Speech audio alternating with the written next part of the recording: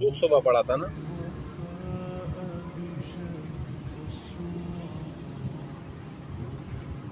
کیا پڑھا تھا ہم نے؟ ناسخ اور منسوخ.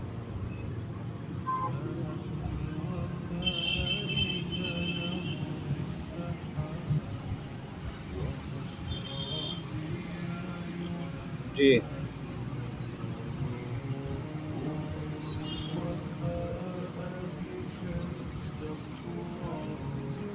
صفحہ بتا دے.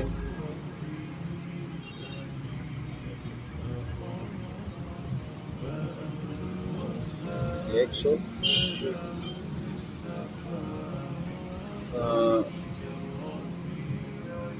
نہیں 100. ہاں جی 106. ہاں جی 105.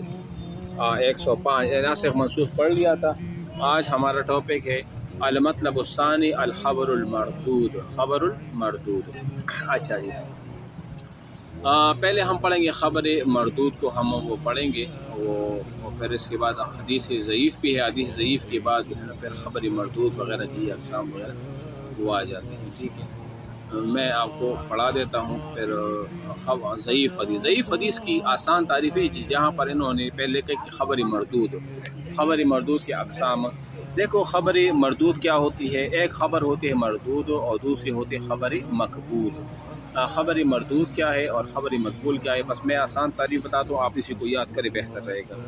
خبر مردود وہ ہوتی ہے جس راوی کا کذب یعنی اس کا جھوٹ ان کی سچائی ان کی صدق پر غالب ہو، راجح ہو، تو اس خبر کو جھوٹ کہا جائے گا. کیا کہا جائے گا؟ اس خبر کو اس کو خبر مردود کہا جاتا ہے. مثال ایک راوی ہے، اس کا جھوٹا پن اس کی سچائی پر کیا ہے وہ غالب ہے، تو ایسے راوی کے روایت کردہ حدیث کو ہم کیا کہیں گے؟ مردود کہیں گے. کیا کہیں گے؟ مردود کہیں گے. یہ تو مردود کی تعریف ہو گئی. خبر مقبول کیا ہے؟ خبر مقبول کی تعریف یہ ہے کہ اگر ایک راوی کی سچائی یعنی اس کا صدق اس کی جھوٹ اور اس کی کذب پر کیا ہو، راجح ہو، غالب ہو، تو ایسے راوی کے روایت کردہ حدیث کو ہم مقبول کہیں گے. کیا کہیں گے؟ مقبول کا نام وہ نام دیں گے. اب یہ بات یہاں ختم ہو گئی. اب اس کے بعد جو اگلا ٹاپک ہے جو ادھر لکھا ہوا ہے وہ ہے ضعیف. ضعیف حدیث کیا ہے؟ دیکھو ضعیف حدیث کے بارے میں آپ کو میں بتا دوں کہ ضعیف حدیث کی تعریف علامہ ابن حجر عسقلانی نے اس طرح کی ہے کہ ضعیف حدیث وہ حدیث ہوتی ہے جس میں صحیح لذاتہ اور حسن لذاتہ کی شرائط میں سے کوئی ایک شرط نہ پائی جائے تو اس کو کیا کہا جائے گا؟ ضعیف حدیث کہا جائے گا. یہ تعریف ذہن میں لازمی رکھیں. دیکھو جیسے صحیح حدیث ہم نے کیا پڑھا تھا جس میں تمام جی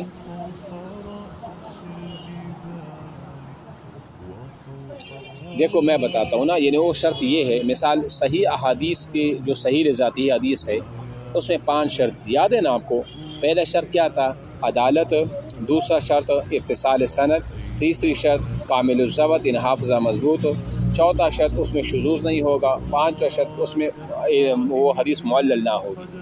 ٹھیک ہے یہ تو 5 صحیح ذاتی. اور صحیح حسن لذاتی میں 4 شرط تھی. ایک کامل الضبط تو ویسے بھی نہیں تھی، لیکن وہاں پر کیا تھا؟ وہاں یہ شرط تھا کہ اتصال ہوگی، راوی عدالت مطلب عادل ہوں گے، شذوذ نہیں ہوگا اور معلل نہیں ہوگا. اب اس میں سے مثال صحیح حدیث یا اس طرح حسن ذاتی حدیث میں ایک شرط اگر وہ کسی میں نہ پائی جائے، مثال کے طور پر صحیح حدیث میں بھی اتصال سند ہوتی ہے یا مثال راوی عادل ہوتے ہیں. اب اور وہیں حسن ذاتی میں بھی اتصال سند ہوتی ہے اور راوی میں کیا ہوتا ہے؟ عدالت ہوتی ہے. وہاں بھی شذوذ نہیں ہوتا، حسن میں بھی شذوذ نہیں ہوتا. اب ان شرطوں میں سے کوئی ایک شرط بھی مثال کے طور پر وہ ایک حدیث میں نہ پائی جائے اور وہ حدیث ایک راوی سے روایت ہو تو اس حدیث کو ہم کیا نام دیں گے؟ ضعیف نام دیں گے. اب سمجھ آ گیا؟ یعنی مثال کے طور عدالت ہے نا، تو عدالت تو حسن میں بھی ہوتی ہے اور عدالت وہ صحیح میں بھی ہوتی ہے. اب اگر کوئی ایسی حدیث ہو جس کے راوی عادل نہ ہو، وہاں عدالت نہ ہو اور وہ حدیث ایک سند سے روایت ہو تو ایسے حدیث کو ہم ضعیف نام دیں گے. کیا نام دیں گے؟ ضعیف نام دیں گے. بات سمجھ آ گئی میرا؟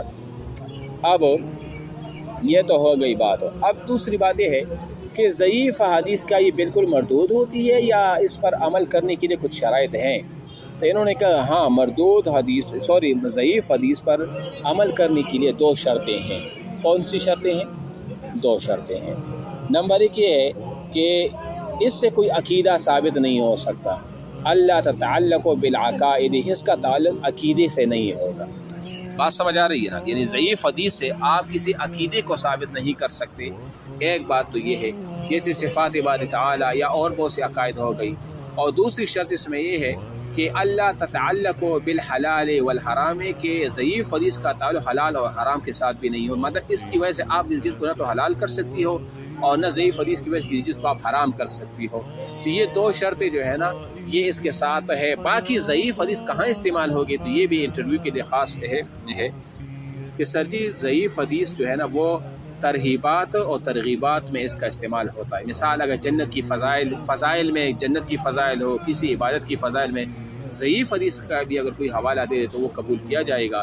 یا مثال کوئی ڈراؤنی ہو، عذاب قبر کے معاملے میں ہو، یا جہنم سے ڈرانے میں، یا کسی اور ترغیب کی بات ہو رہی ہو، تو وہاں پر اگر ضعیف حدیث کا حوالہ دیا جائے تو وہ بھی قابل قبول ہو، وہ وہاں پر بھی ہوگا۔ اب سمجھ آ گیا میری بات؟ ٹھیک ہے، یہ تو ہو گئی بھائی آپ کی مردود حدیث کی تعریف ہو، مقبول کی تعریف ہو، اور پھر مردود حدیث میں پہلی قسم ضعیف حدیث، اور پھر ضعیف حدیث کے لیے شرائط وغیرہ، وہ کچھ سارا میں نے وہ آپ کو ڈیٹیل کے ساتھ کیا کر دیا، آپ بتا دیں۔ اب آپ یہاں آ جائے صفحہ نمبر 113 پر، المقصد الثانی المردود بسبب سقط من الاسناد، بسبب سقط من الاسناد۔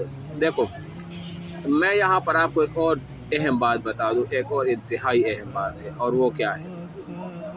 ایک حدیث کو مردود ہونے کے لیے سب سے جو بڑی بنیادی اسباب ہے وہ دو ہے۔ وہ کتنی ہیں؟ دو ہے۔ ایک حدیث کی مردود ہونے کے لیے بنیادی اسباب وہ دو ہوتی ہیں۔